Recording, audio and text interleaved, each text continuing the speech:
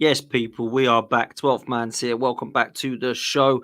This I've been looking forward to, not only because we get to talk football, but I get to talk football with one of my favourite footballing people that hasn't been on the show for a while, Grizz Khan. Grizz, a real one that I look forward to. And I've been bigging up this one for a while, man, because I can't actually remember the last time I spoke to you on a podcast. I speak to you obviously on WhatsApp, but actually you and I together one-on-one, it's been a long time, my bro. So how you been, mate?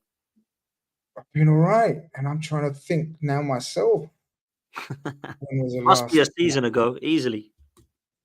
Yeah, do you know what it was? It was probably the Arsenal game, in and around there. Yeah. Shit, it's been too long. But yeah, man, good. I've been all right. Life is life. It's busy. Everyone's busy. As you get older, when you get to my age, you tend to think life's going to get slower. Mine's getting faster, mate. Like I'm like, what's going on here? I don't get it. Why is mine getting faster as I'm getting older? It was much slower when I was younger. I don't get it. People live in the fast lane when they're younger, right? You hear about That's it all what the I've got time. to look forward to then, bro. I'll tell you this now. I mean, I'm not a young whippersnapper by any means, but yeah, mine's starting to get quicker now. I'm 37, literally in a couple of weeks, and I'm thinking, Man, wow, I'm nearly getting towards 40 now, and I thought that was so far away. Do you know what I mean? It's it's crazy, mad. bro. But I tell you, it's mad. But now, all good, bro. All good. good. And as you said, like, forget anything else. Love chatting football to you, with you. And yeah, man, we're gonna talk football. It's been a little while since we've exchanged views and opinions.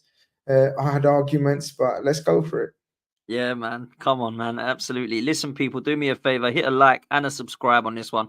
Our next target is the big 3-0. So let's make sure we can get to 30K as quickly as possible. You guys got me to 20 unbelievably quick. So let's make sure that we can get to 30 as quick, if not quicker. Make sure you're doing Grizz a favor as well. Grizz Khan TV, Carnage TV. If you haven't done so already, please make sure you're over there hitting the subscribe. Also, what's your next target, Grizz? I don't even know.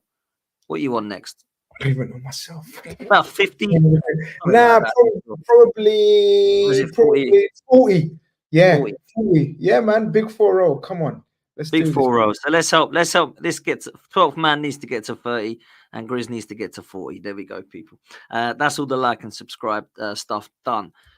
Let's talk football, my bro. Before we go into Liverpool and Arsenal and whatnot, Thomas Tuchel is pretty much been announced as the new England manager. And I wanted to get your opinions on that because for me, I'm cool with it. I'll tell you why I'm cool with it. Not particularly that I love the guy and think he's an unbelievable manager, but I do think he's a great manager with the CV. I think he's got elite mentality because you have to go to manage jobs like that. And I actually do feel we'll potentially have a actual style of play and a manager that could actually do well in tournaments for the first time in quite a while. What's your thoughts on this appointment if it does go through, Grizz? Yeah, I'm with you, Dan. I used to banter him and the Chelsea fans only because of my hatred for Chelsea, Of right? course. And the club, because fucking, if you don't know people, Chelsea is like, they're like very close to Man United levels of hate for me. Imagine that, like being a Liverpool fan, hating Chelsea nearly on the same levels of Man United. That's how much I hate Chelsea. But ultimately, anyone who knows football will know he's a bloody good manager, right? Mm. If you take away the hatred and the banter and the joking, he's a quality coach. He knows his football.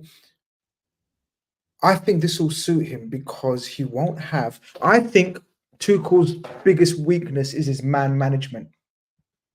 I think he gets into spats with players. I think he gets into embroiled in ego issues with players, training ground spats, do it this way, do that way.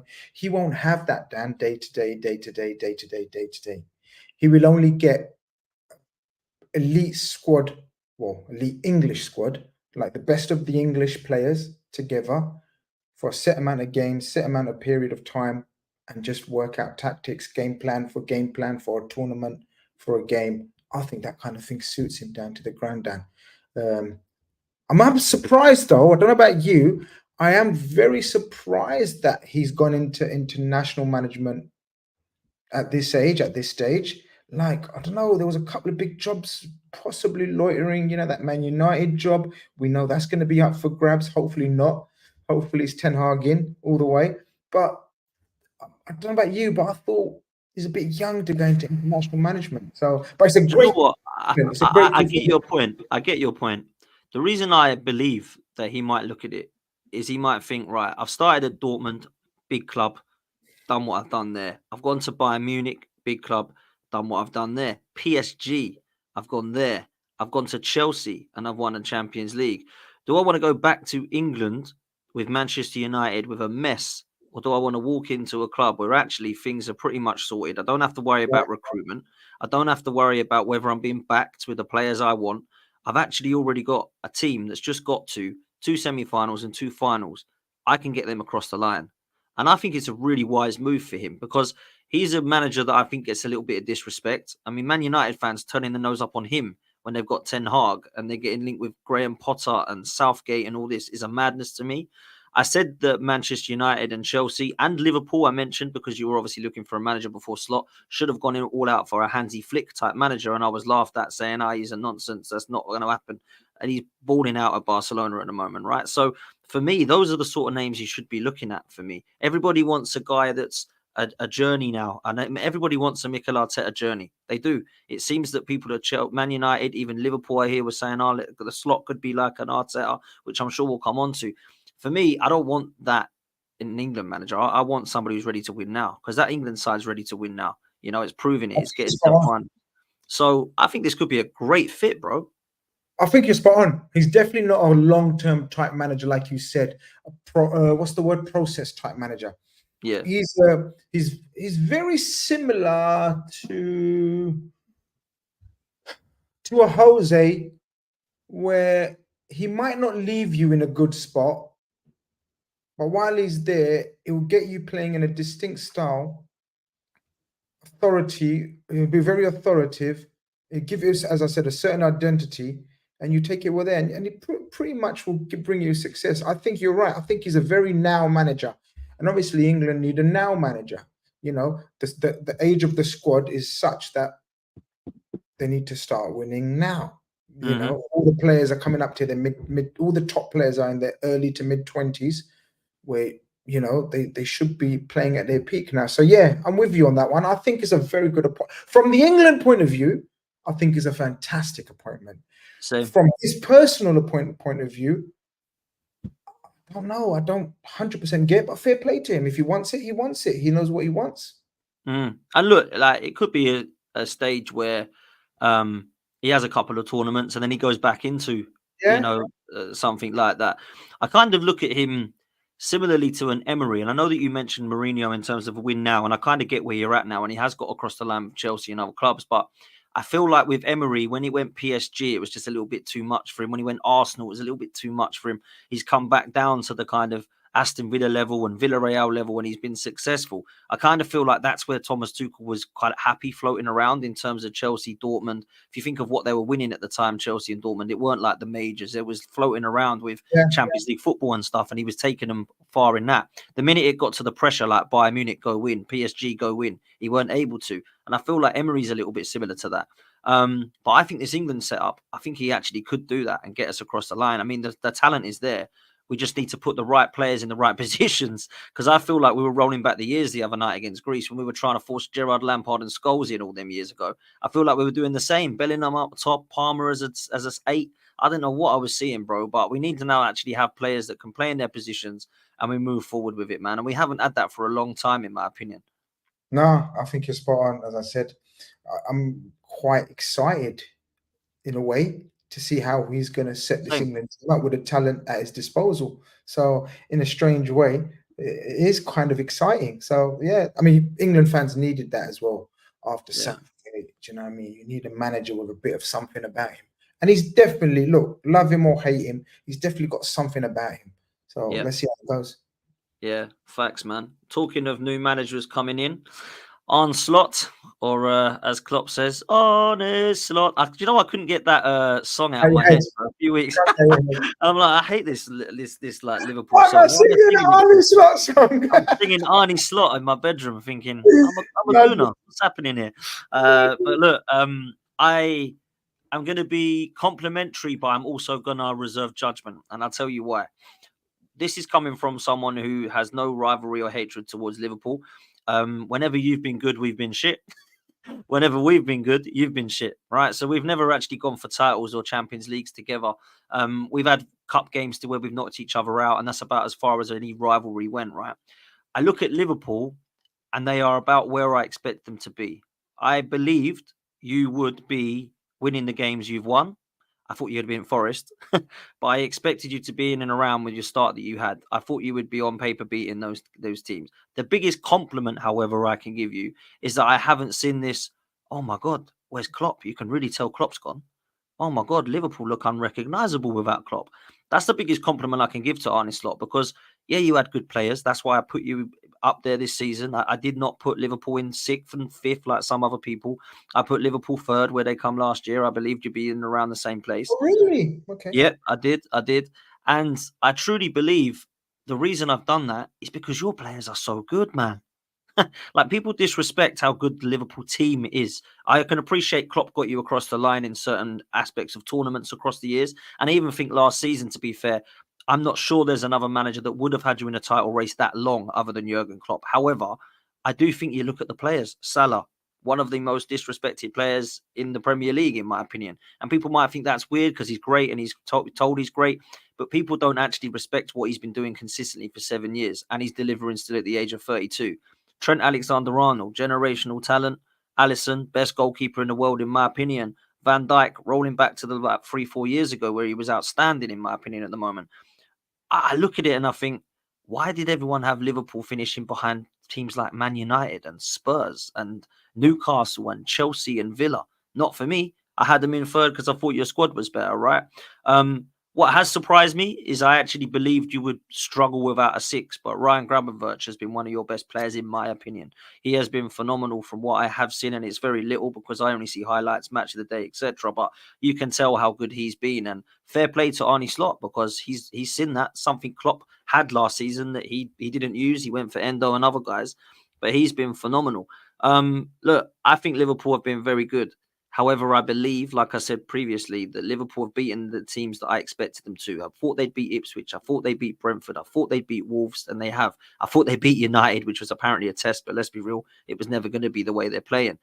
Now comes the test for Liverpool. If you get to now, Grizz, till the 3rd of December, where you finish on the Merseyside derby, and you're still up there, and we're talking about you being a couple of points off top, I'm going to go Liverpool are serious under Arne Slot. Liverpool are serious because you've got Chelsea, you've got Arsenal, you've got Newcastle, you've got Madrid, you've got Leverkusen, you've got a Merseyside derby. This ain't easy, bro. And we're going to find out what this Liverpool team's made of. So, look, I've been waffling on long enough, but I wanted to get them points across because that's my opinion on how Liverpool are so far, bro. So let's get your thoughts on this, man. You haven't been waffling, mate. I hate to do this where I'm nodding away with the other person and it's a shit, boring show where you're just sitting there agreeing with everything the other bloke's saying. But this is the problem me and you have because we do actually have fucking similar opinions, right? It's mad because I agree with everything you said there, right? So I was shocked at some people that they had us as 5th and 6th. I absolutely get the doubts following Klopp leaving because you had Wenger leaving and we saw the fall off.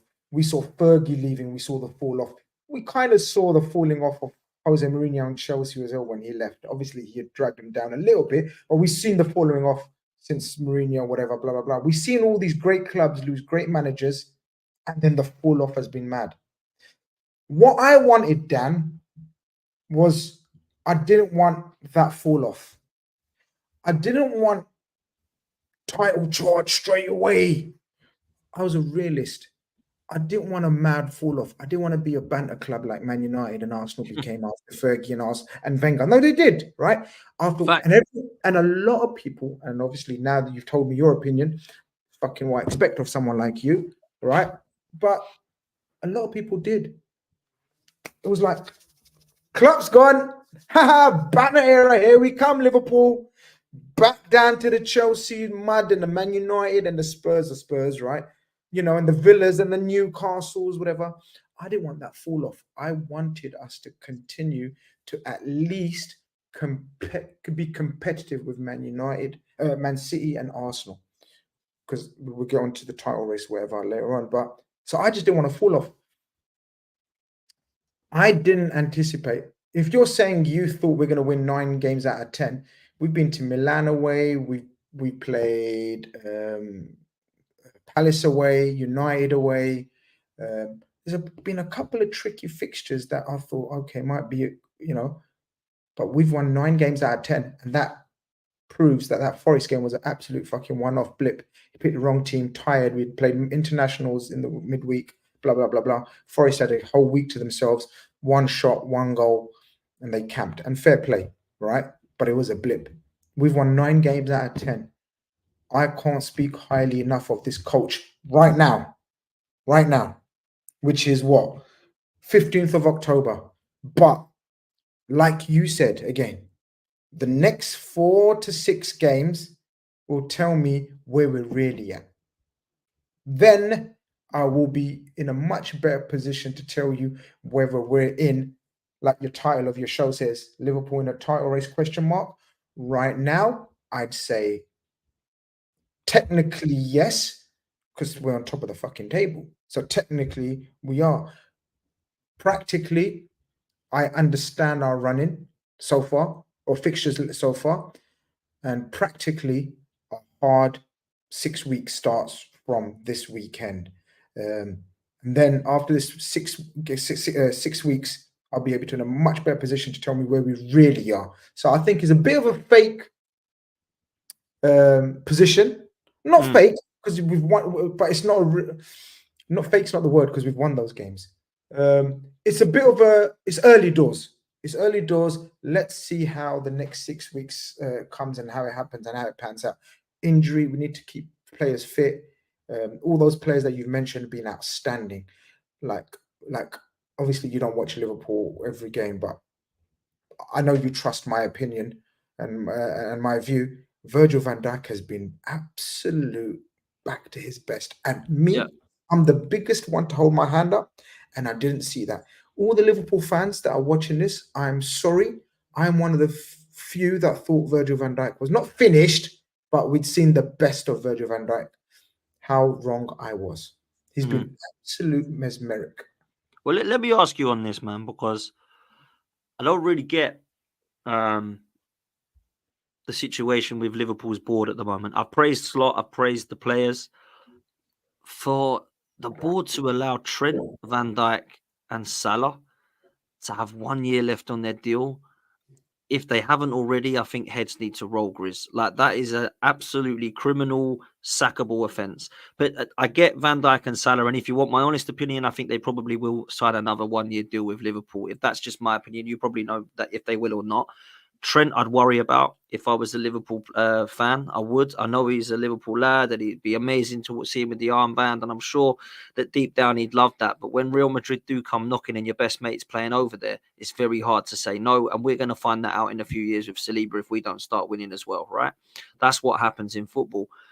But surely letting him go on a free transfer is just an absolute criminal offence. So 25 years old, won everything in the game. Maybe he's looking at a new challenge. Do you, as a Liverpool fan, feel disappointed by the board for allowing this to happen? What's actually gone on there, man? It's a madness. This is what happened with Arsenal a few years back. If you remember, over the years, Van Persie's and Sanchez's, we've seen Fabregas's, Ozil's, all come down to like last year, and we're like, what are the board doing? They're asleep or what? So, look, man, that's my thoughts on it. It might sound harsh or brutal, but I just feel like it needs to be said. Nah, you're not brutal. You're not harsh at all. Anyone looking from the outside, anyone looking from the inside, forget the outside. Anyone looking for, even as a Liverpool fan, you think to yourself, from the most efficient, well-run club, I believe, in terms of at the highest level in Europe, to this, what the fuck happened? So let me bore you with a little bit of context and background information that some people may know about, some people may not know about. Because on the surface of it, Mohamed Salah, Virgil van Dijk, Trent, that's like probably £300 million worth of talent.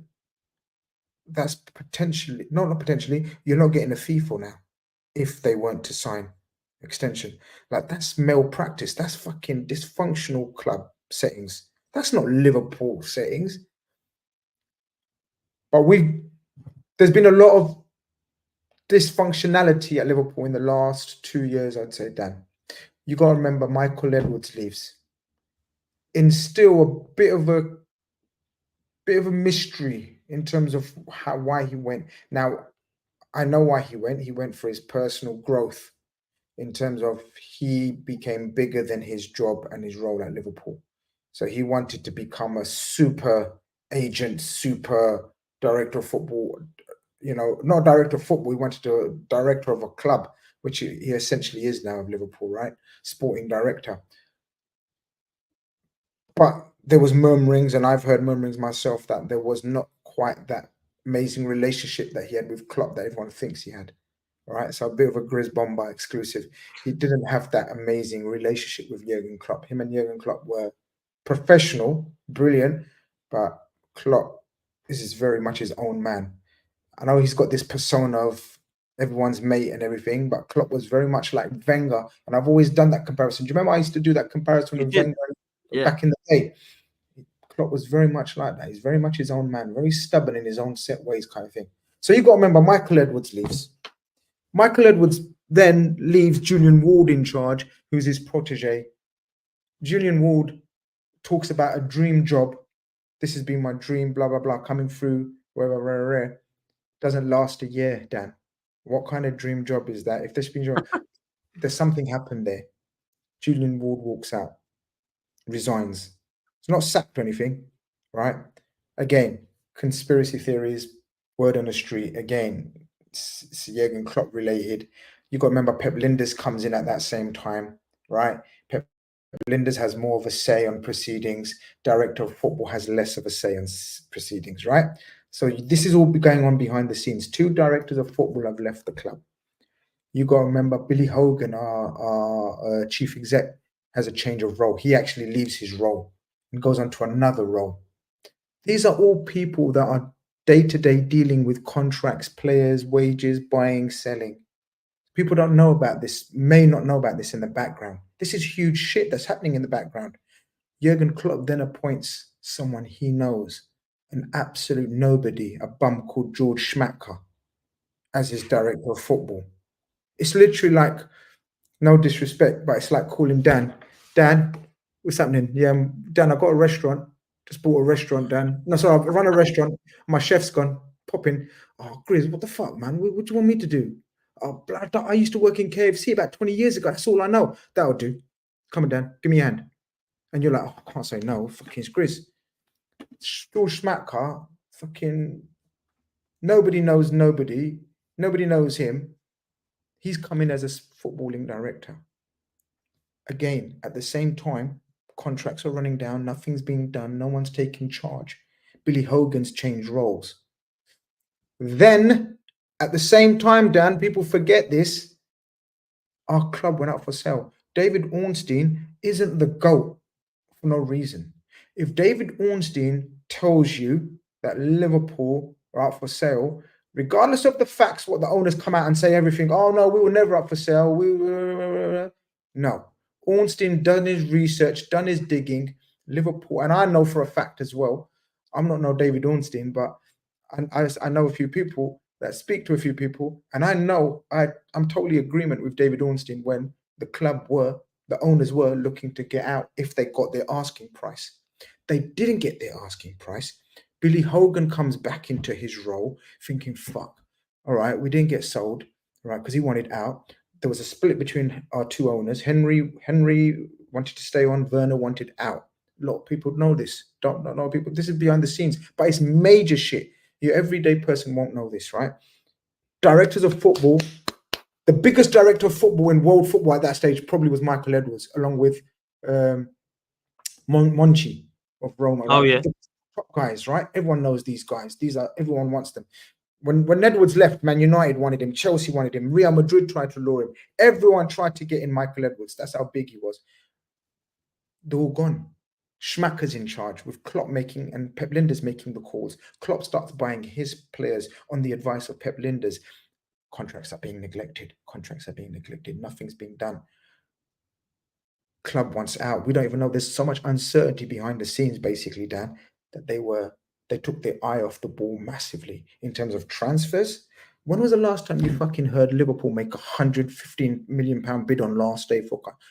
We're not disorganized like that. That's panic shit. This is the kind of things we were doing. So that's why all of the major issues like transfers and players' contracts were just, and you can understand from the players' point of view, not being certain about the future. Like, what the fuck? Like, what if Jurgen's going then? Because it does end up Jurgen going. You got to remember, Jurgen walks out as well. The ultimate dysfunctional situation. And again, I'm telling you and your audience and the people, Jurgen Klopp didn't leave because he was tired. That's all I'm saying to you. Jurgen Klopp didn't leave because he was tired. And I don't want to say no more. If I speak, you know what I mean? So you can see the situation behind the scene at the club from top to bottom. We had record amount of staff leaving us, Dan. Record amount of staff left us over the last 18 months. No club has had this turnover of staff. It's unprecedented. I'm talking coaches, dinner ladies, doctors, physios, you know, statisticians, the analysts, the data team. So many people left. And as a result, eye off the ball. It is a sackable offense, but who do you sack? They're all fucking gone in the first place. Who are you sacking? The director of football's left as it is. So now, director of football is in charge. Michael Edwards, they bring back the man they know. Oh, look, Michael Edwards is coming back. Jurgen Klopp's off. That's all I'm saying. Right? I'm telling you now that it's not all rosy between them two. But FSG have gone back to the two people that they knew made their club, Jurgen Klopp and Michael Edwards. Jurgen Klopp can't work together, right? They can't work together. So FSG have said, all right, if Jurgen's going to go, Jurgen's going to go. We're going to bring back Michael Edwards to oversee everything to do with their project football, not just Liverpool. Michael Edwards has come back to work for FSG to cover their whole football network. And then Michael Edwards, of course, has brought in his boy, Richard Hughes. And now Richard Hughes and Michael Edwards have inherited this mess because Michael Edwards didn't let this kind of shit happen. Michael Edwards didn't want to give Gini Wijnaldum a new contract. Klopp did. Michael Edwards didn't want to give Milner a new contract. Klopp did. Michael Edwards didn't want to give Henderson a new contract. Naby Keita, he wanted to flog him long time ago. These were all Jurgen Klopp's. You know, Jurgen Klopp's different. He wanted sentimental, his warriors, he wanted to keep them. This was a big, huge mess that they've inherited, mate. And people have to be patient. It's the hardest thing to do as a fan. Hardest thing to do. But we're in a shithole that we are in now. In terms of those contracts, I don't think we're in a shithole club. I think we're in a very good situation overall. But with the contracts, it's a waiting game. It's not a simple game. Because I said to you, Michael Edwards is a mean mother.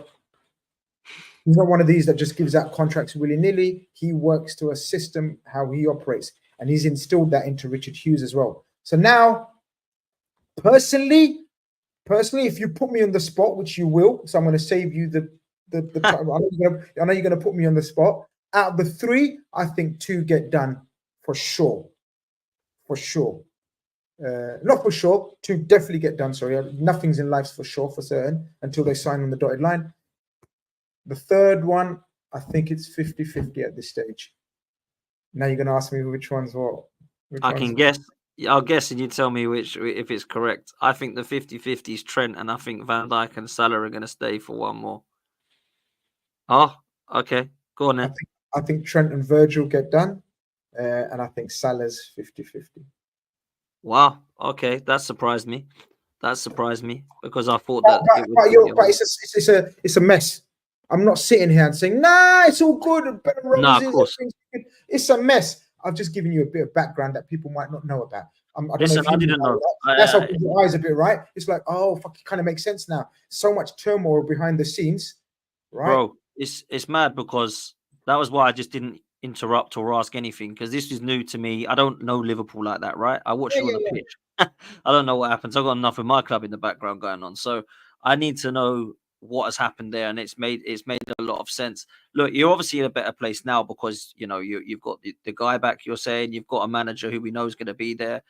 I wanted to kind of move to that because for me, look, let's worry about, as a Liverpool fan anyway, worry about Salah, Van Dijk and Trent, near the time. That'll take care of itself, I'm sure. But Arne Slot, I want to get your thoughts on him, style of play, how impressed you've been.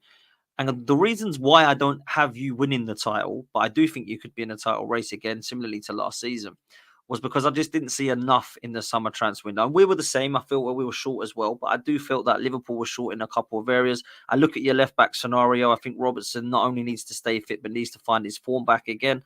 I also believe that although a number 6 in Gravenberch, I didn't see it. I felt like you needed one of those. Maybe if you brought in an 8 Nori or an Anthony Robertson at left back, and then you went and got your Zubimendi as a 6, I might be looking at things differently. And I have to say this, and this sounds mad because you score goals, but I can't help but think that as much as I think Jota is incredible in front of goal, the guy is made of glass. And I felt like a 9 might have been an option for you. So do you think you did enough? Do you feel like the squad's strong enough under Slot to actually go for a title race, which is, of course, why I've looked at the title for this video? I agree with you, man. Again, I don't think we've done enough. I think the left back scenario I agree with, although I thought we'd probably try to bring in, and we did try to bring in, a left-sided centre back who can play left back. Someone like a Gavadio, like a Calafiori, like you guys have brought, someone in that mode who can play, left back or left centre back. We didn't. We put our trust in Gomez again to be our 4th choice. Personally, I don't think there's better 4 centre halves in the Premier League right now, like 4 as a collective, because Kwanzaa's proven to be amazing quality, potential. Konate and Ibu, in my opinion, are still the best centre-back pairing. I know Arsenal fans will have Saliba and Thing up there. I wouldn't argue. No, I'm not going to argue. I'm just going to fight the case for my boys. And as I said, Kwanzaa and Gomez are absolutely brilliant 3rd and 4th choices in effect. But I still thought we need another one, just in case, because Gomez's injury situation in the past, Kwanzaa's still young, Konate's injury prone, Virgil's 33. So that is one area I thought we would strengthen. Right back, again, I think we have the 2 best fullbacks, 2 best right backs. I think Conor Bradley is amazing, and the world's going to recognize how good Conor Bradley is the more he plays. Like, this kid is special. Yeah, he looks good. And Trent, we know. So Robertson, I agree with, needed competition, 100%, because you can't play Robertson every game, especially the way he plays. He's a mentalist. Mentalists can't keep going. He's tight, you know what I mean? So he needs rotation. I don't think Tsimikas is of the same quality, especially when you're looking at Arsenal's defense, City's defense. Others have got fantastic cover. Tsimikas, I don't think is top level cover. And again, in midfield, I agree with you. Gravenberch, no one knew that he's going to play like this in this position. This is why you have to take your hats off to Arne Slot, because he's made him this position and seen the talent and had the foresight, which no one else had, to see that Gravenberch can do this role. I never thought Gravenberch would be able to do this role in the Premier League, Dan. Never. If anyone's saying that and trying to act like, they're fucking tacticos and they knew about this, they're chatting shit. Stop deluding yourself. No one saw this. I thought he didn't have the defensive concentration, the tracking back, the pressing. He's done all of that. I always knew he's got quality on the ball. He's Dutch, for God's sake. Come on. He knows how to play ball. He knows how to control the ball, pass the ball, turn, quick feet, all of that. But the other side of the coin, I didn't know he had. Again, that will be tested. Chelsea, Arsenal, Madrid, Leverkusen, City, Villa away. This will be tested now. So I get that. And then up front, once Luis Diaz was going to stay, because Luis Diaz was the only one that people were unsure about if he's going to go. He didn't go. I knew we're not going to buy no one in. Of course, we were linked with Gordon. If Diaz went, we would have got Gordon. There's no ifs and buts about it. Diaz stays, we don't get Gordon. I don't know if you remember, but I'm not a massive Nunes fan, and I've been proven right. I said he'll be effective, it'll be patches. I said, listen, he might be effective for Klopp, but I'm not a big fan of him. Klopp's gone now. Nunes is not a slot type striker. I think Nunes will be gone next season. It's next season where we have to invest in a striker more suitable. But then Jota's my guy. Jota might be ugly, might be looking. When I say ugly, aesthetically ugly on a football pitch. I don't mean personally looking wise, right? I can't talk. But Jota's fucking amazing, mate. Jota's one. We've got a Jota in Trossard. I see it so well. I see it. Just the finishing ability, the fact he can play in a number of positions. Luckily, Trossard is I touch with when I say this. He's not as injury prone. I think if Jota stays fit, Liverpool got an unbelievable chance of winning something because he's that Jota, clinical. we would have gone all the way in terms of we would have taken the title race, Champions League, everything. We won 4 competitions. Jota drops out, big huge loss, mate. Simple as that. Jota missed the end of the last couple of seasons, last couple of months of the season. We fell away. There was no coincidence. That's why a striker is. That's why I'm talking number 9, Chris. Do you know what I'm saying? Yeah, I thought even call me crazy. I thought even Ivan Toney would have been a good shout. Some people hate him, don't think he's good enough, don't like his off the field antics. For me, he comes in at Liverpool and he's the number 9 with Jota. I think you don't fall off with that. You know what I'm saying? I'm not completely writing off Nunes because he still scores some mad goals like we saw a couple of weeks back. Yeah. Cuts and bang, top corner. He scores the maddest goals. He scores the harder chances. He misses the easy ones. He's still quick. He's hardworking. He's energetic. He's an animal in terms of work rate and lung-busting runs. He makes run after run. He's a handful for centre-backs. I'll tell you that for a fact. It's just not. I don't think he's a slot type striker. Slot once, like for example, Firmino would have been the dream for slot. Jota is good. Gakpo has been fucking amazing. And Salah, man. We can say what we want. The guy's on 6 goals and 5 assists in 9 games. Like, what the fuck? These are alien stats every time. He hasn't played well every game. But who does? Name me an attacker in world football winger that has great games every game. No one. But what you need to do is still keep churning out output. When you're having a stinker, still go and get me that assist. When you're having a shit game, still go and score that 1 goal. That's what Salah does. So, but he's getting on. So then we buy in Chiesa, which was a very shrewd and clever buy. Obviously, time will tell in terms of what impact he has. So up front, I'm calm. Midfield, I still think we need to enforce. Zubimendi would have been chef's kiss. Didn't happen. You lot know about Zubimendi. He changed his mind like the weather. Proper, don't want to say things will get us in trouble. Yeah, of course. But proper thing, right? So he changed his mind. We know he done the same thing with Arsenal. I still think if he changed his mind, we'll probably go back in for him. He would have been ideal. He would have been ideal backup. McAllister's lovely. Szoboszlai is underrated. Szoboszlai will come good. And the rest of them are doing bits, man. Curtis Jones, Harvey Elliott, the youngsters are another year experience. I agree with you. I don't think we're going to win the league. I think a title challenge would be a bonus. My prediction at the start of the season was 3rd with a trophy. And I would have been very happy because that for me would have been consolidation of not a fall off. I don't want to fall off. I don't want to go back in the crowd, so to speak, with the Man United, with the Villa, Chelsea, Newcastle. I don't want to stay away from them. Do you know what I mean? Mid-6. You know what I mean? We're big boys. I want to stay with City and the coattails of City and Arsenal. And the next 4 or 5 weeks will tell me if we're capable, Dan. And that's being honest. I'm not a fortune teller. I can't tell you. I can't tell you something that I don't feel. And at the moment, I feel very calm. I feel very assured. You ask me, what do I think about the playing style? I feel calm. He's got us feeling so calm and relaxed. And that's massive testimony after Jurgen Klopp, Dan. I can't express that because everyone was panicking. A lot of Liverpool fans were panicking. But I like him a lot. A lot. No, listen, I can understand why. I know a good friend of mine who's watches football over there, and he's from Holland, and he says top coach. That's all he said to me. He's an Arsenal fan, top coach. That was all he said, and I thought, he's probably just he's black. Yeah, cool.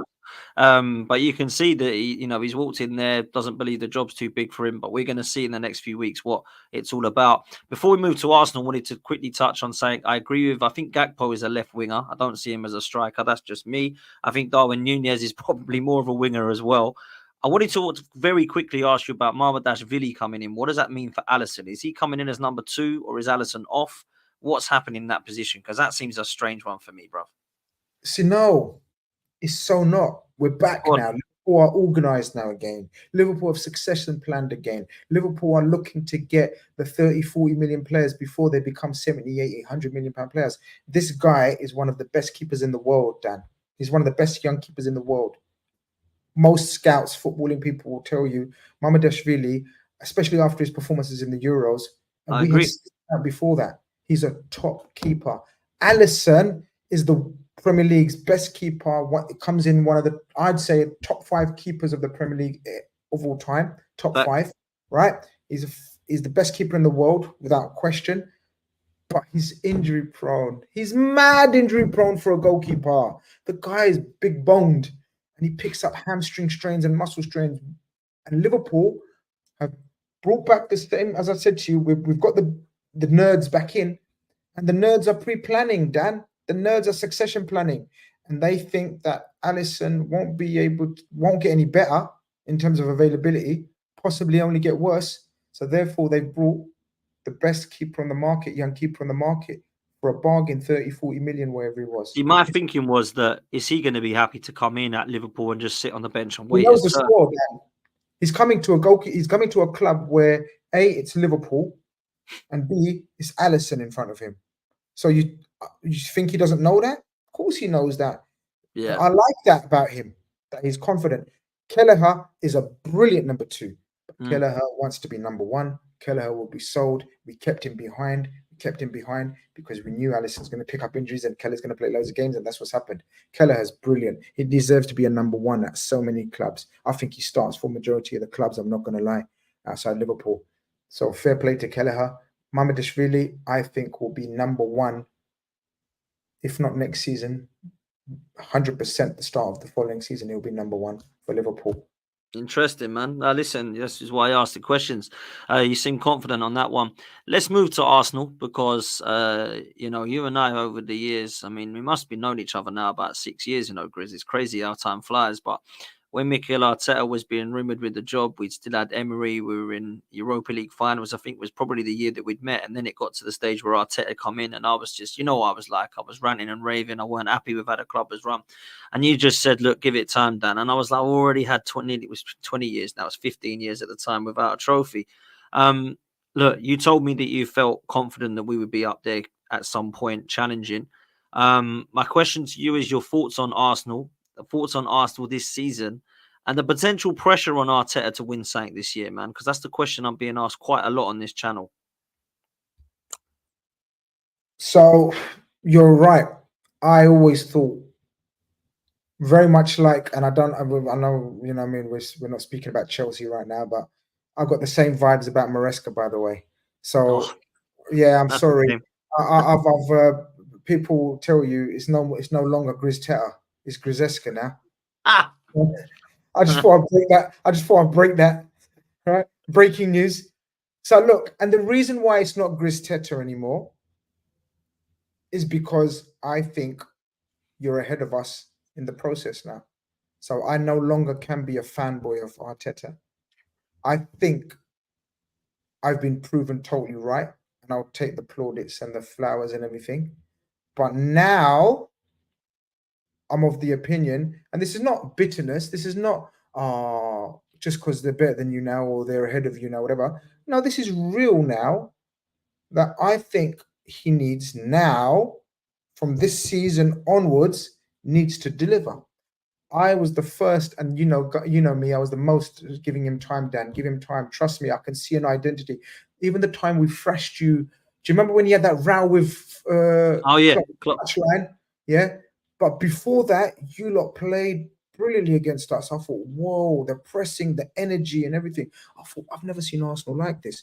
I saw the style that he was trying to implement, but he was naive. It was you don't fuck with the Anfield crowd like that. And we ended up winning 4-0, I think, or 3-0, something like that. Yeah, it was. But from that time, I said, Dan, I see something in this guy. He's building you lot nicely. I can see football, man. I'm older than the majority of the people in our space, in our circles, and I've seen a lot of football. Shout out Lee Judges, he's seen more. The only one who's seen more. But oh, by the way, did you see me smash him in pool? Did you see that video going around in America? He came to America, and I I didn't see it, but I heard about this. He came to America, came to our apartment. He thought, yeah, I can handle Grizz and Paul. It's on camera. It's coming out soon in the vlog. Smashed him, but big up Lee. I saw the vision of Arsenal, but now it's got to a point. You've spent the money. He's built his squad. He's got rid of all the trash or the toxicity or the turbulence. He's got his players. He's been given more money to invest in Calafiori and Timber and Sterling and whatever other bits and bobs that you've bought. Marino. No excuses now, Dan. No excuses now, Arsenal fans. I totally agree. I'm sorry. I was of the opinion calm down, because we get extremes in all fan bases where win, lose or draw, people just love spitting into cameras and screens, right? That's fine. That's each to their own. But there's a time and a place for it. The 3-4 years that we've seen wasn't the time to spit and get angry and get in screens and rant and rave. Now, if he doesn't deliver this season and the next couple of seasons, if he doesn't deliver, you have every right to be frustrated, angry, whatever, blah, blah, blah, blah. Now he needs to prove that he's the guy to get you over the line. I think he's proven to be the guy to get you to the finishing line. Yep. I can't tell you if he's the guy to get you over the line. I don't think anyone can. He has to prove it now to get you over the line. I made you favourites for the Premier League at the start of the season, and people are like, oh, fuck, here we go, Chris gaslighting. I was like, no, I mean it. I still make you favourites to win the Premier League. If you don't, I think it'll be a disappointment, Dan. And that sounds hypocritical and huge after me being a Liverpool fan, knowing how hard it is to beat this Man City. But this Man City ain't the Man City that we rolled with. This Man City now has injury situations, aging players, Carl Walker, Kevin De Bruyne, Silva, getting injured, Gundogan, all aging players, not the same. Rodri out. And Rodri out for the season is monumental. Don't let anyone tell you there's a more influential footballer on the face of this earth to any team than Rodri. You can have all your Neymars, Messis, or whatever, Ronaldos, and blah, blah, blah, blah. This guy is the most influential footballer on a club side in world football. And if Arsenal don't capitalize on that, and Liverpool fans will say, but what about us? What about us? Time will tell over the next 4 or 5 weeks if we can overcome these 4 or 5 league games. We could speak on Liverpool then. But Arsenal must capitalize on this and win a major. I don't even think a League Cup or FA Cup will do. You need to win one of the big boys, because your progress has been such that you need to get over in the line with. Otherwise, all of that progress, all of those players, Saliba's the best in the world, Gabriel partnership, we've got the best right back in the world, we've got the best keeper in the world, we've got the best DM in the world, and Rice, we've got the best wingers in the world, Saka.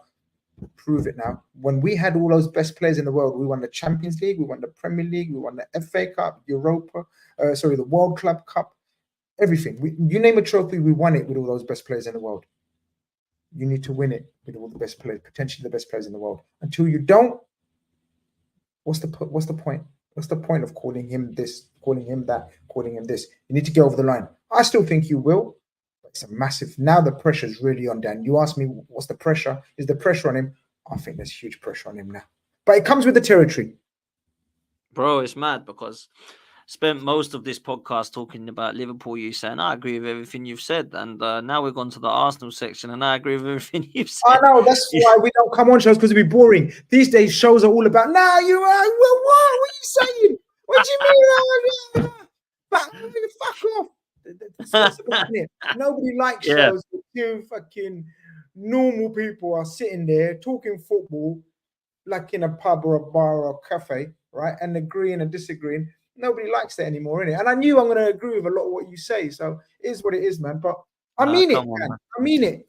It's like that. Look, I hear everything you're saying. I didn't have us down as favourites.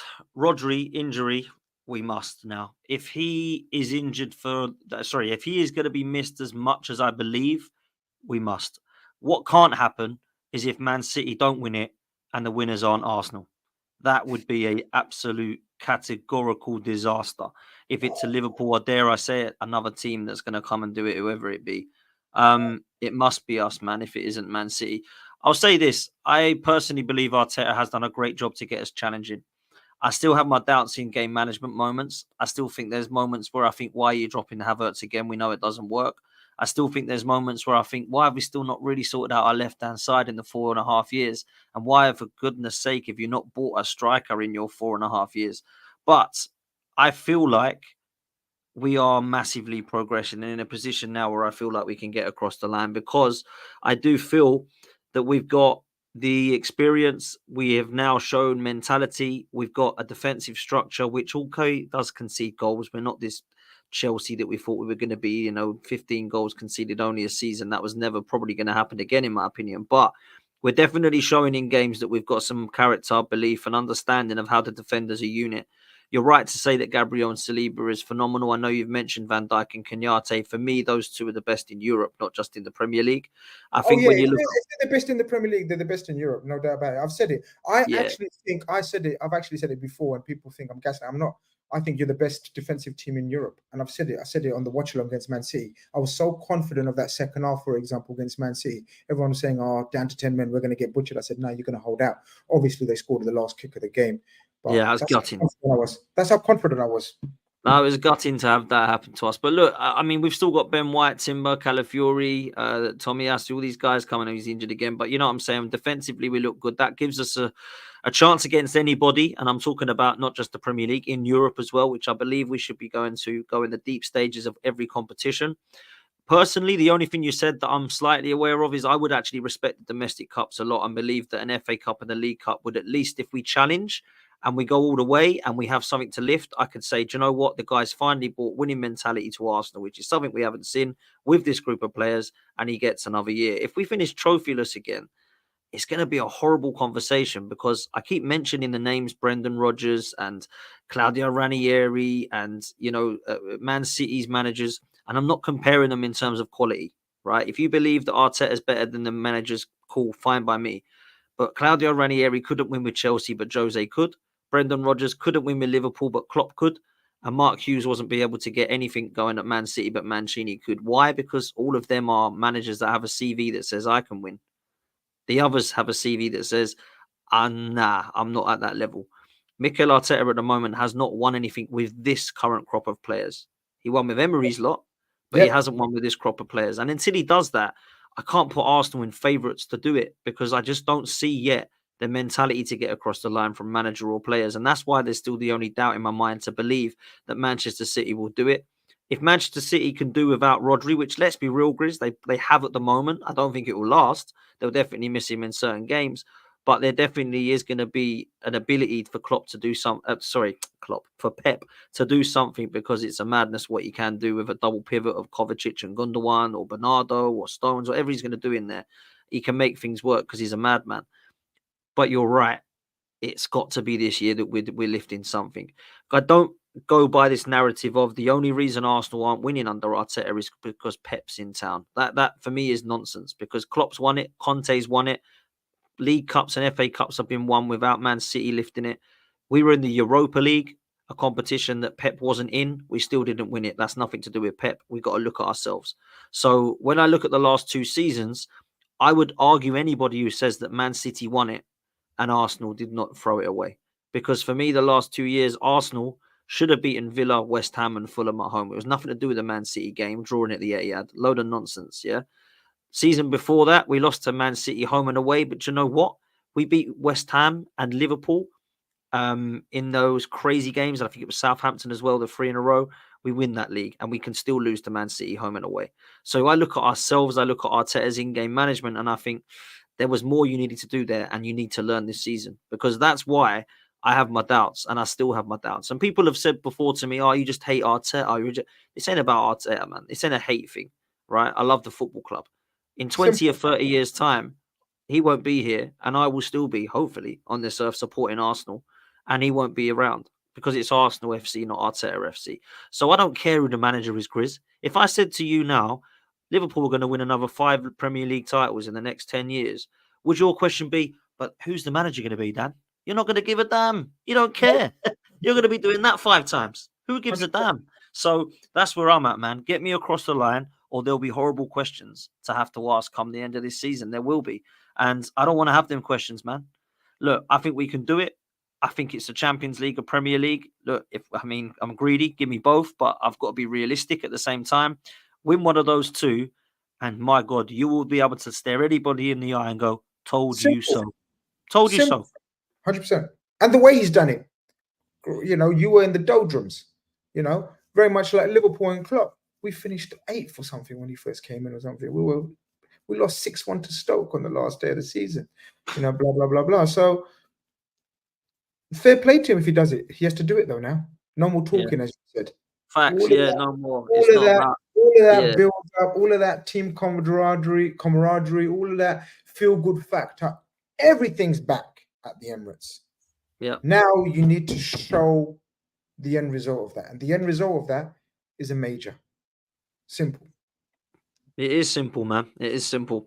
Look, let's move to the weekend's games. Obviously, Arsenal have got Bournemouth away. It's not the easiest of fixtures, actually. I think Iraola is a very good coach. I do expect us to win the game. We won there comfortably last year. I expect to win there again. Saka and Martinelli with injury doubts, but I think they're going to be okay from what I'm hearing, being told. Whether they'll play the whole game, I'm not sure. So I think that could be a win. Chelsea versus Liverpool, Grizz, at Anfield. I have you winning this game. I do. I have you winning this game by 2-1, but it isn't going to be easy, my bro. What are you telling me? Do you know who I've got fourth? My prediction. Is it Chelsea? And everyone laughed at me. And everyone said, "Oh, Chris, shut up, man. What are you doing with this Chelsea? Like, blah, blah, blah." I was like, okay. Now everyone's saying, "Oh, Chelsea look good." I said, "Well, sometimes listen to me always." Do you know what I mean? They got good players, Dan. They got good players. We can laugh at them off the pitch and how many players they've got and the squad of 56 and all of that business. And they financially don't know what they're doing, or they do know what they're doing. They're very smart and clever about it. And their owners are having fights and wars. But ultimately, they've got some fantastic football players. And Nkunku's a fantastic football player. Caicedo, I rate as one of the best midfielders in the country. I wanted him. I begged him to come to Liverpool. And then when we were so close, I got so excited, gassed. I thought he was going to win us the league. He was going to be our version of Declan Rice or Rodri. I think he's that good. They've got fantastic football players. I now believe they've got a very, very good coach. As I said, if they stick with him, which we know that fuck knows if they're going to stick with him or whatnot, they stick with him, they'll go places. I agree with you. I think it's going to be a very awkward game for us this weekend. It's not going to be our usual trounce, and then we trounced them last season. I was at Anfield where Conor Bradley scored his first goal for the club from the fucking halfway line. I think Salah plays him through with a beautiful pass, and it should have been like 5-6 last season. I think we beat him 3, but it's going to be awkward. It's very tricky, very, very tricky game. But if we got something about us, if we're going to be considered rivals for the league like you lot, I expect you lot to win. I definitely expect City to beat Wolves. We have to win on Sunday. No other choice. It's back to that level of jeopardy again, where we love it and we hate it at the same time because the nerves can't draw a game. It's mad. If you draw a game, it's like you're finished. You've got to win. I know, it's horrible, isn't it? Horrible feeling. But this is what it's about. Premier League football's back, Dan. Jeopardy, stakes, high stakes. Bring it on, I say. Bring it on. Do you not think Chelsea are lacking a goalkeeper and a striker, though? Because I believe they can get top 4, but I think if they were to go to next level, they'd need Osimhen up top and maybe Diogo Costa in goal. Do you know what I'm saying? I don't think Sanchez and Jackson are going to do it. Yeah, I don't rate their keeper like that. Jackson's a Nunes, man. I think he's got. Yeah. I think he's a handy. He's awkward. He'll get in good positions. He's not a good finisher. This is going to come back to fucking haunt me, so don't make me say too much. And I don't want to say too much. But he's a very handy player. He's got physically, he's a beast. Can give anyone a run for their money, strength-wise, pace-wise. His link-up play is getting better. So is Nunes, by the way, as well. Just both of them are not bona fide certainties to score you 20 goals a season. And ultimately, that's what you need. Liverpool had Salah scoring 25 goals plus, Haaland 25 goals plus. You need that to win, to get over the line. Maybe Arsenal are still lacking that. Maybe that's why you might not get over the line. You need one of your big boys, Saka, your Martinellis, your Havertz, one of them to get over 20 goals in the league. So Chelsea are the same. If he's that man, I don't know. But Nkunku's good. Yeah. I rate Nkunku very highly. But yeah, man, I think, they are short. They're not going to win the league, but I've got them down as fourth, and I've got them down as comfortable fourth. But let's see how it pans out. Yeah, look, I think they can fight for fourth, and I expect them to win that Conference League. I've actually got Villa in fourth because I've been impressed with their Yeah, squad. yeah, yeah. I have got Chelsea in fifth, and I think that five will be fairly comfortable as well. After that, I'm quite confident to say that Spurs, Newcastle, United, and the rest fall quite outside that bracket, but I could be wrong. But look, I'm gonna say this: I truly believe you'll beat them because I think you can get in behind them, and I also believe defensively you've been superb, absolutely superb, and. I always believed you were a good back unit. I always believed you were defensively solid. I've always rated Kenyatta. You know my thoughts on Trent. I think he's unbelievable. And Van Dijk, I think at left back, there's definitely been question marks over Robertson, but he's not exactly a shambles of a player by any means. Yeah, And Alisson, yeah. is great in goal. I know you've got Kelleher, but I agree with you. I think he's a really good backup. I just feel you've got enough, man. And I don't think it's going to be a whitewash. I think Chelsea are going to cause problems. You've obviously got to keep Palmer as quiet as possible because he's a baller. Didn't mention. You know what I mean? He's an absolute baller. And Kunku's right to mention in front of goal, he's better than Jackson, in my opinion. I still think Neto could be a baller. Yeah. Madueke, they've got Sancho, I think could be a really good signing for them. So you're right to Huge say they've got good players. bags of talent. Look at that. Look at the players that you've just reeled off. Yeah. Bags of talent. It is mad. But look, I think defensively there's question marks. I'm not too sure Fofana's the same that he was at Leicester. I think the injuries have definitely got to him. He's starting to improve a lot. Colwell, I'm not quite getting the love hype just yet, but I think that he's definitely showing promise, in my opinion. That could be a partnership that could work if they stick with it. They've got good fullbacks that cause problems. Cucurella and Gusto, they both cause problems. Gusto's not had the best of starts from what I hear, but he is a good player. But I think you could get at their keeper. I think you could get at their defense, and I think you'll win the game. But look, I actually see Liverpool as more of a threat. So if I had to pick a team to lose, it would obviously be yourselves. But I don't see you losing at Anfield this game. I think a draw would be, at best, I think it's a Liverpool win. But I wanted to ask you, or do you not do predictions? I'll go. I like your 1-2-1, but I can't agree with you with everything. So I'll go 3-1. Love that. Optimistic. What are you saying for Arsenal as well, just to get your I think you'll win, man. I think you'll win. Yeah, I get what you're saying. A lot of players away on international duty. Bournemouth away is a tricky game. Ariola is a very good coach. Can do a job at a bigger club, I think, and we'll go on to a bigger club. But I just think you're too good, strong defensively. I think you lot are monsters defensively. They'll do very well to create much chances, to be honest with you, in my opinion. And then it's all about Trossard and Martinelli or Havertz to get a goal. Once you score, it's like, it's game over usually with Arsenal. I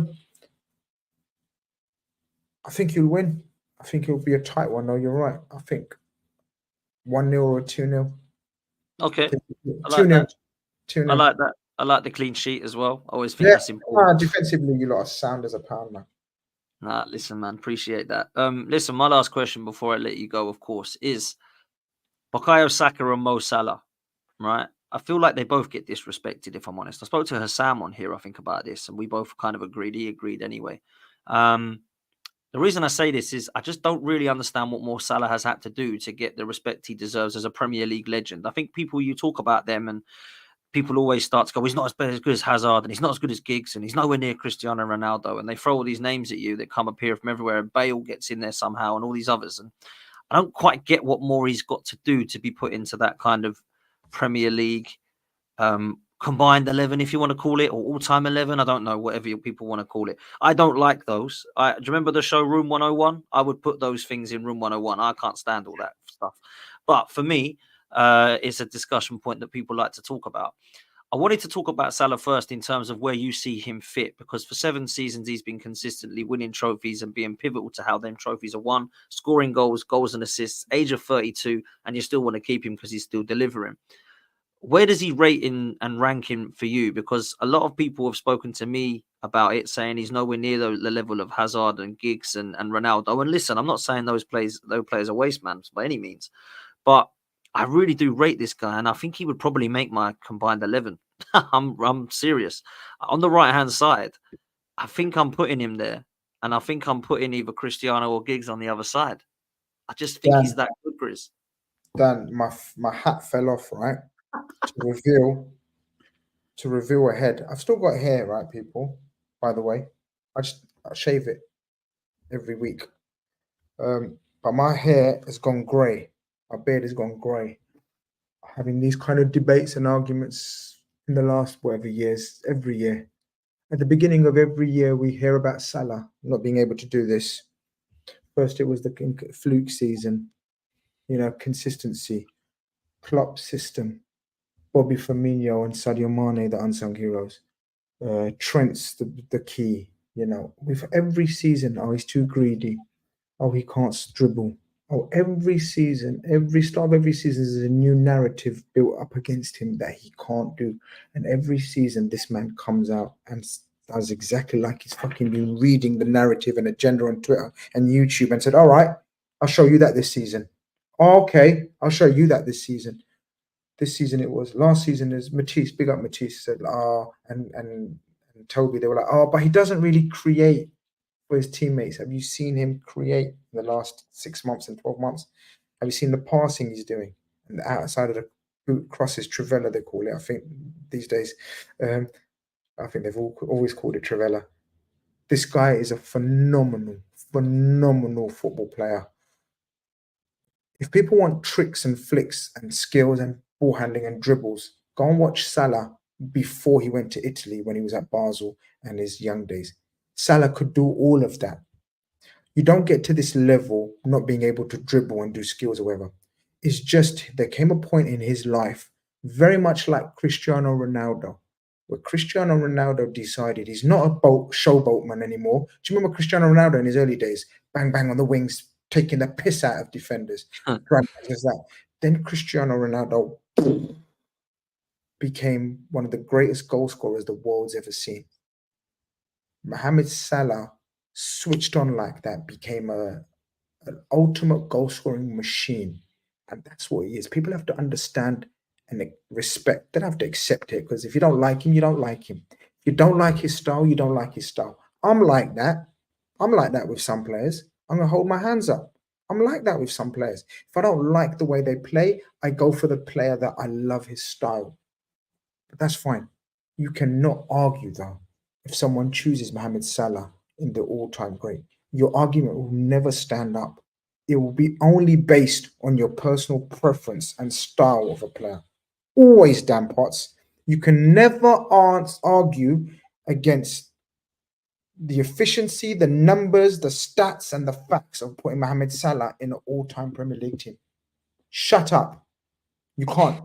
You can if you don't like him as a player and you prefer the style of Bale, or you love the way Hazard used to control the ball on his chest, let it roll down his shoulder, and then nutmeg a player. If you like that, and no one can argue. But don't talk football, stats, facts, and efficiency and numbers. We were doing a little insight into Big Six. We've done a little content, and it's going to come out soon, so I don't want to reveal too much. But we were naming Drogbas and all these other great goal scorers of the Premier League era. Mohamed Salah comfortably smashes all of their records to screens. Dan, he's not a striker. Don't let any fucker tell you he's a striker. Yeah. He's a right winger, Dan. Everyone will tell you, check out every heat map possible these days, average position these days. Everyone will tell you he's a right winger. He's clear of any winger in terms of numbers. Clear. The hardest thing to do in football is to score goals, Dan. You can always make a fool of a defender in a game and look, highlights package. Compilations galore of Hazard and Bale and all these mans. But to score goals is the hardest thing. That's why they earn the most money in world football. Your Messis, your Ronaldos, your Mohamed Salahs now. Goal scorers. And he's one of the most amazing goal scorers the Premier League's ever seen from right wing. First it was Klopp system, then it was Bobby Firmino. They've all gone. Then it was Sadio Mane. They've all gone. He's still scoring numbers, and now he's assisting numbers. It's mad. As I said, though, if you don't like him, no problem. I don't want to argue with people. I don't want to argue. That's your choice, but you can't, on a football basis, you cannot put him in an all-time Premier League 11. Simple. Yeah, I agree, man. I think he's phenomenal and has been for some time now. And I'm all about consistency and what you've won in the game. And for me, he'll go down as a bigger legend than Gerrard now for me. And that's an unbelievable compliment because he's actually gone there and won everything. And he's been pivotal to why they've won it. And as much as I think Gerrard walks into 1 to 11s as well, I look as far as Liverpool are concerned and I put Salah right up there at that level now. It's just ridiculous how good he is. My last question was actually about Saka and linked to that really was, if you look at the potential of Bukayo Saka, do you think he could get anywhere near or close to that level by the time that he comes to the kind of 32 years old? How highly do you rate this kid? Do you think he gets disrespected by other rival fans? What are you telling me, bro? Huge ask, but he's on the right track. I think Saka's, agree with you, I think Saka's disrespected. I think for a youngster who's walked into a shambles of a squad and a team, has elevated his game, has elevated the team around him, has elevated his players. He's now probably your go-to guy, pretty much. He's your Mohamed Salah. He's your Haaland. He's your go-to guy. Everyone looks at him to get you out of trouble, to get you a goal when you go behind, or to break the deadlock. And that's huge responsibility for a young man. So far, he's showing it. Plays pretty much every game until he can't walk anymore. You know what I mean? You got to remember that. That's mad. That's Salah levels of like body fitness and being availability as well, right? So going in the right direction. If he comes close to Salah's legacy, he'll have had an amazing career. That's all I will say. And good luck to him and fair play to him. But in my humble opinion, a long way to go before anyone gets to Salah levels of stats and facts and numbers. Anyone. But if you do, you've had an amazing career. And as I said, the trajectory for Saka is mad. Let's hope he carries on. I love him, man. Obviously, I love him. I think I've got so much respect for him. And when people start talking about, how he's nowhere near the levels of, and they roll out some of the names, it just gets silly for me. I think people are just hating on a kid that has absolutely delivered consistently for the last 4 years now, since the age of about 17, 18, right the way through to 22, 23 now. He's been one of our best players, goals and assists over 30 for the last couple of seasons. It's just phenomenal. On track to do it again. Has a poor game, puts in a corner, another assist, has a poor game, scores a goal, gets an assist, and you think, what I said earlier, even when you have a shit game, you got to still produce output for your team. Right. It doesn't matter if he's having a shit game, he'll still produce a moment, and that's amazing. Yeah, love, man. Love. Listen, thanks so much for coming on, man. Absolute pleasure. I love talking to you. It's gone so quick and I could do another hour, but we do need to close. We do need to wrap. Listen, people, do me a favor. Make sure you hit the like button on this one. Make sure you hit subscribe as well. I will be back later on tonight with James B to talk all things Arsenal. So please do make sure you join over there. And make sure you follow Grizz as well. You've got another show yet? Yeah.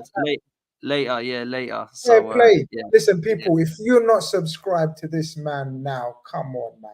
Guys, this guy is putting out work rate. And I'm not gaslighting. I'm not one of these guys. People that listen to my bullshit know that I'm a straight talker. And I'm telling you now, he's one of the nicest guys about. Like, subscribe, go on, man. Look after this guy because trust me, he looks after everyone that works with him, everyone that has bits with him. He deserves everything that he gets. So, and I want him to get to that 30K, did you say? ASAP. Yeah. In fact, that's just tip of the iceberg. So, yeah, man. And if you want to listen to more Liverpool ramblings, Football Carnage, go and check it out if you want. If not, no bother, man. We keep it moving. You know what I mean? It is what it is. But it's been a pleasure, Dan. I love chatting. It's always a pleasure, man. Always a pleasure. Make sure you go show Grizz some love as well. And big up to you. Thanks for the kind words, man. And like and subscribe, people. Let's get to 30K quickly. And we're out of here, man. We'll see you next time. Take it easy. Big up.